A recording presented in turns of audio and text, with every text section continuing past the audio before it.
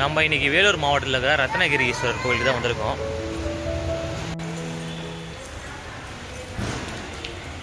கந்த சஷ்டியோட முதல் நாள் பார்த்தீங்கன்னா வந்து நம்ம வேலூர் மாவட்டத்தில் இருக்கிற ரத்னகிரி முருகர் கோயிலுக்கு தான் வந்திருக்கோம்.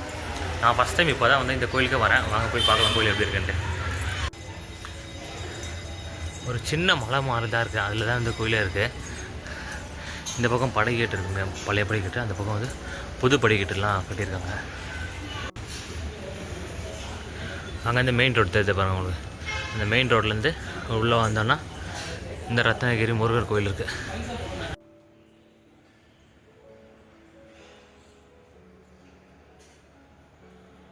அருள்மிகு பாலமுருகன் திருக்கோயில் ரத்னகிரி.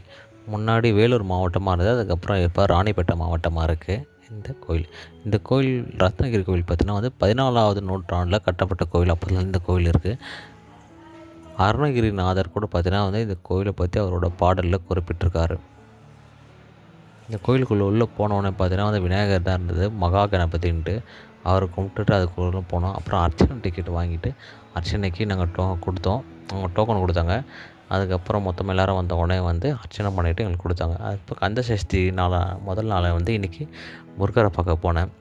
நான் ரொம்ப நாளாக ரத்னகிரி அந்த ரூட் வழியாக போவேன். இந்த ரத்னகிரி கோயிலுக்கு போகணும்னு நினச்சிருந்தேன். நேற்று தான் வந்து என் ஃப்ரெண்டுக்கு கால் பண்ணேன். ரத்னகிரி போய்ட்டு வாப்பா அப்படின்னு சொன்னாங்க. சரி ஞாபகம் வந்ததுன்ட்டு இந்த ரத்னகிரிக்கு போனால் நல்ல தரிசனம். முதல் நாளே பார்த்தீங்கன்னா வந்து நிறைய பேர் வந்து திருப்புகழ் பாடிட்டு கந்த சஷ்டி கவசம்லாம் வந்து மொபைல் வச்சுன்னு பாடிட்டு அவ்வளோ கூட்டம். நாங்கள் போனது பார்த்தீங்கன்னா ஒரு 12 மணிக்கே இவ்வளோ கூட்டமாக இருந்தது இந்த கோயில்.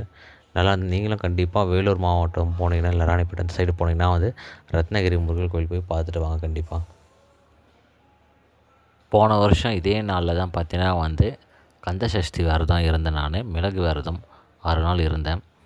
இருந்து கொஞ்ச நாள்லேயே ஒரு 3 மாதத்துலேயே பார்த்தீங்கன்னா வந்து எனக்கு கல்யாணம் ஆகிடுச்சு.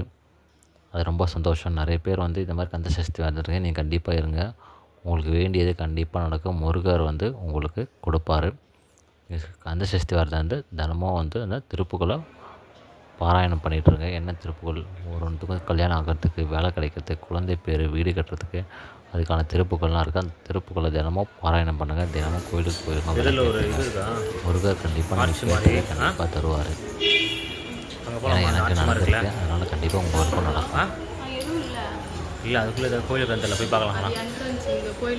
இந்த என்ட்ரன்ஸ் இல்லை, அது அந்த பக்கம் ரோடுக்காக உள்ள என்ட்ரன்ஸ்.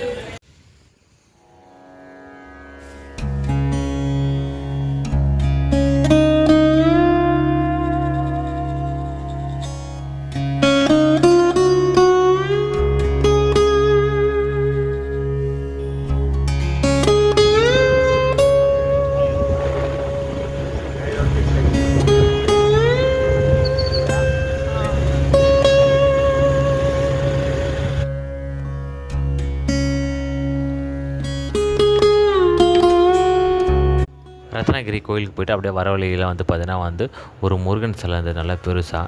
நம்ம அந்த கோயில் போய் முருகனை பார்க்கலான்னு பார்த்தா ஆனால் முருகன் அங்கேருந்து நம்ம எல்லாரையும் பார்த்துட்டு இருக்காரு. சரி வான்னு நம்மளை அடைச்ச மாதிரி இருந்தது. நம்மளும் பார்த்தீங்கன்னா வந்து தீர்த்தகிரி முருகன் கோயிலுக்கு போனோம். முருகன் அந்த அளவுக்கு அழகென்ற சொல்லுக்கு முருகா என்று பொருள் சொல்லுவாங்க. அந்த மாதிரி வந்து அவ்வளோ அழகாக சிலையை வந்து வடிவமைச்சிருக்காங்க. அந்த சிலையில் ஒவ்வொரு விஷயமும் பார்த்து செஞ்சுருக்காங்க. அவ்வளோ உயரமான சிலையை வந்து பார்த்தீங்கன்னா வந்து பெயிண்டிங்லேருந்து, அந்த தாமரை பூலேருந்து, அவர் கையில் வச்சுக்கிற வேல்லேருந்து, அந்த அழகான முருகன் முகத்தை பார்த்துட்டே இருக்கலாம் போல் அவ்வளோ அழகாக வந்து சிலையை நிறுவிட்டுருக்காங்க. பார்த்தீங்கன்னா வந்து படிக்கட்டு வழியாக போகலாம். 1305 படிக்கட்டு இருக்குது. படிக்கட்டில் நடந்து போனால் அப்படிலாம் வந்து நம்ம பைக்கு, காரு, ஆட்டோ வச்சுருந்தாலும் பார்த்தீங்கன்னா அது மேலே நடந்து போக முடியாதவங்களாம் பார்த்தீங்கன்னா வந்து நீங்கள் போங்க. கண்டிப்பாக வந்து வேலூர் போனீங்கன்னா இந்த தீர்த்தகிரி முருகனையும் ரத்னகிரி முருகனையும் கண்டிப்பாக பாருங்கள். பார்த்து அவரோட ஆசையை பெற்று வாருங்கள்.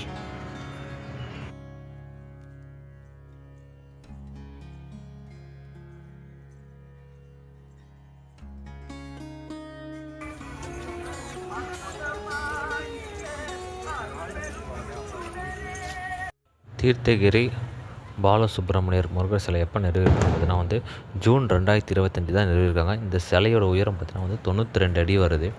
இது பார்த்தீங்கன்னா சுற்றி மலை தான் இருக்கும். முருகருக்கு லெஃப்ட் சைட்லேயும் மலை தான் இருக்கும், பின்னாடியும் மலை தான் இருக்கும், ரைட் சைட்லேயும் மலை தான் இருக்கும். மலைக்கு நடுவில் வந்து முருகர் வந்து வேலூர் மாவட்டத்தையே அப்படியே பார்க்குற மாதிரி இந்த சிலையை வந்து நிறுவுகிறாங்க. அவ்வளோ அற்புதமாக இருக்குது. இந்த சிலை செஞ்சவங்களுக்கு பெரிய வாழ்த்துக்களை தெரிவிக்கலாம். அந்தளவுக்கு சிலையை வந்து சூப்பராக வந்து நிறுவுகிறாங்க. நீங்களே அந்த சிலையை பாருங்கள், நேரில் போய் பாருங்கள். பார்த்தா தான் அதோட அழகு உங்களுக்கு தெரியும்.